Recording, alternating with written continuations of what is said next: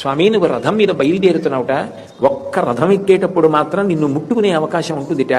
నేను నిన్ను ముట్టుకోవాలనుకున్నాను, నిన్ను దర్శించాలనుకున్నాను, సేవించాలనుకున్నాను, కానీ నాకు అస్వస్థత కలిగింది, శరీరం సహకరించట్లేదు, నేను నడవలేకపోతున్నాను. నాకు స్వస్థత కలిగి నేను వచ్చే వరకు రథం కదలకుండా అలా ఆపు, నేను వస్తానన్నాడు. విన్నాడు జగన్నాథుడు ఆయన మనసులో అనుకున్న మాట.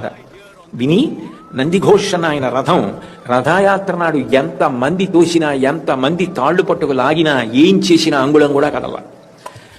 ఆ సాల్బేగికి స్వస్థత కలిగి ఆయన మళ్ళీ పూరి వచ్చి రథం దగ్గరికి వచ్చి, స్వామి నన్ను కటాక్షించాడు, రథం కదలలేదు, నన్ను అనుగ్రహించాడు, స్వామి కారుణ్యానికి నేను ఏమని చెప్పగలనని అక్కడే ఉండి రథానికి ప్రదక్షిణం చేసి నమస్కరించిన తరువాత ఆయన తాడు పట్టుకు లాగితే అప్పుడు రథం కదిలింది. ఇప్పటికీ రథయాత్రకి వెళ్ళేటప్పుడు ఆ సాల్బేగ్ సమాధి ఎక్కడ ఉందో అక్కడ జగన్నాథ రథం ఆగుతుంది. కాసేపు ఆగి సాల్బేగ్ సమాధి వంక చూసి అప్పుడు వెడతాడు పరమాత్మ. అంటే ఆయన కారుణ్యానికి హద్దు ఎక్కడుంది? హద్దు లేనటువంటి కారుణ్యం ఉన్నవాడెవరో ఆయనే పరమాత్మ.